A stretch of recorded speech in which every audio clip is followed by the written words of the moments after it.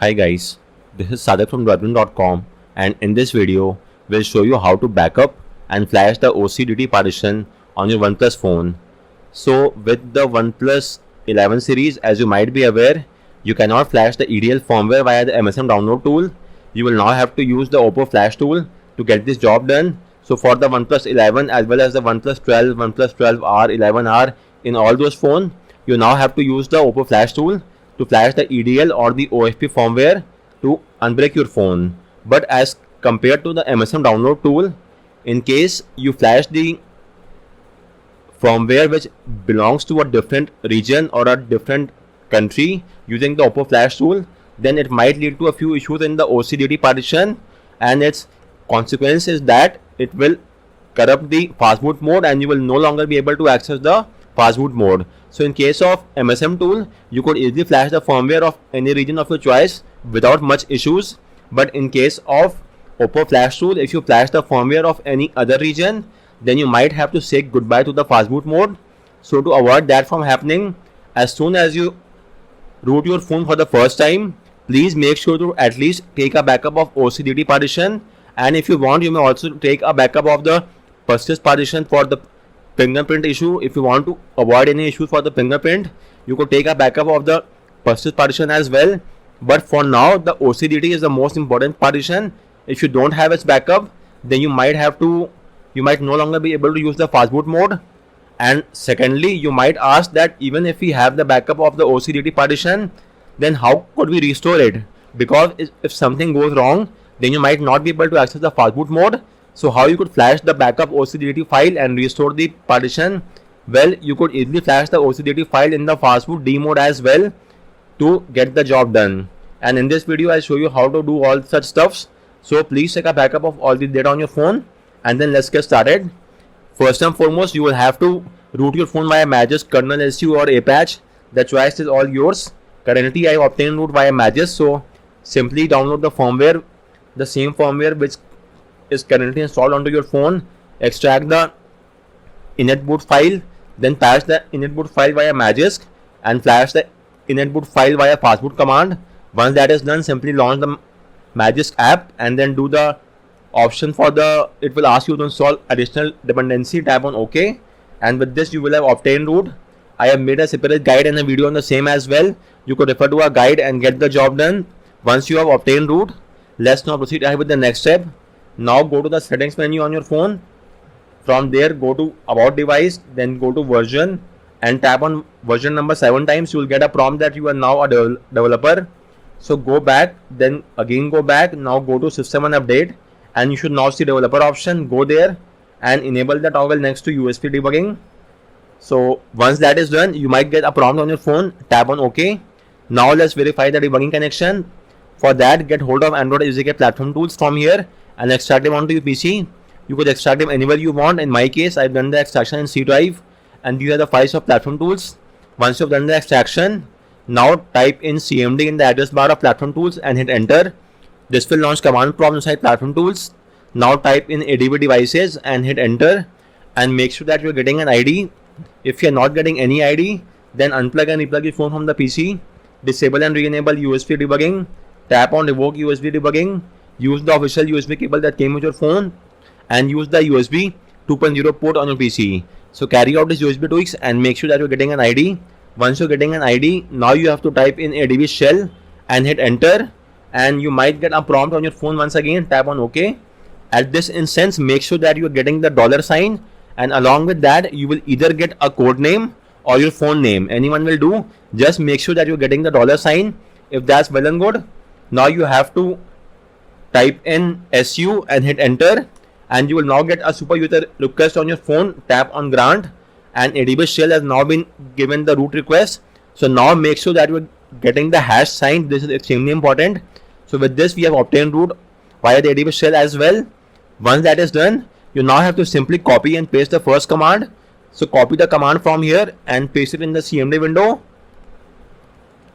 and as you could see, it will take the OCDT partition and take the backup in the downloads directory on your phone. SD card is internal storage, so it will take a backup of the OCDT partition and place it inside the downloads directory on your phone. So hit enter, and we should now have got the backup file. So let me show you on my phone as well.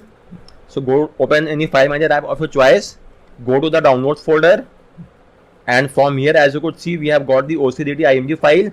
It is extremely important that you transfer the file onto your PC. So let me first do that as well, because if something goes wrong, then you should at least have a backup on your PC as well. So first off, let me change it to file transfer from here. Charging this device should be changed to file transfer, and now you could access your storage, phone storage. Go there, go inside the downloads folder and copy the OCDT.img. Along with that, so let's have a backup.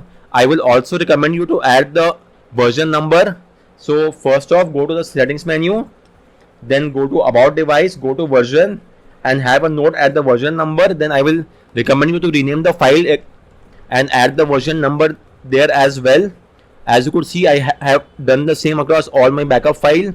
So let me add the version number as well. It's highly recommended that you flash the same OCDT file which correspond to your current backup. So if you are on a higher backup, then you should not flash this file. It's highly recommended to flash the same, but if you have no other way out, then you may try flashing the older file and see if it works out or not. That might prove to be a risky approach, but in some cases that might work out as well. If you are left with nothing to lose, then you may try flashing the OCDT file on any other firmware. As of now, it's the CPH2447 which correspond to the India variant, and now we have the backup for our phone.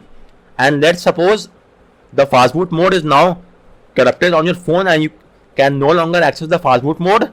So in that case, you will have to flash the file in the fastboot D mode. So for that, you will have to again make sure to enable USB debugging. So go to version, tap on version number 7 times, then go back, go to system and update, then go to developer option and enable USB debugging from here. And now instead of the fastboot mode, you have to boot your phone to the fastboot D mode. So type in ADB reboot fastboot and hit enter, and your phone should now reboot into the fastboot D mode, which will take only a few seconds. So as you could see, if you type in the bootloader, then it will take to fastboot mode. But since we have used the fastboot keyword, we will now be taken to the fastboot D mode. It will take just a few more seconds for that to happen. So let's just wait, and then we will flash the file as well. So the fastboot D booting up might take up to around 10 to 15 seconds. That is completely normal and nothing to worry about. So let's wait for the phone to boot into the fastboot D mode, and then we'll flash the backup file. In the meantime, what you have to do is, as you could see, we are in the fastboot D mode. At least let's choose the English language, and this is the fastboot D mode. So first off, you will have to copy the backup file and transfer the backup file inside the platform tool folder on your PC. This is the platform tool folder. Paste the backup file over here, and with this we have got the backup. For the ease of convenience, let's rename the file to OCDT.img, and now you could simply flash the file in this partition. So for that, you have to type in fastboot flash partition name OCDT, file name OCDT.img, and hit enter, and the file will now be flashed in the fastboot D mode on your phone. And once the flashing has been done, you may then simply reboot your phone to the OS by typing in the fastboot reboot command and hit enter, and your phone will now reboot to the OS. It will take only a few seconds. You may use the commands, or all the command have been given here in my guide. You could simply copy paste the command in the CMD window as well. So guys, this was all from this video. I am again repeating, as soon as you root your phone via Magisk, please take a backup of OCDT partition, because in case you end up flashing a firmware of a different region via the Oppo flash tool in the EDL mode, then you might have to lose the fastboot mode. It might get corrupted. To repair the fastboot mode, you will once again have to flash the OCDT backup file. In that case, you will have to boot your phone to the fastboot D mode, and then you will flash the backup file in the fastboot D mode to get the job done. Likewise, you may also flash the persist IMG file in the fastboot D mode if the fastboot mode is not accessible. The persist is required for the fingerprint to work normally. So if that is also not working, you may then flash the backup persist file to get the job done. Please do not use the persist file from any other phone, or don't ask it from any other user. You will have to flash it from your own.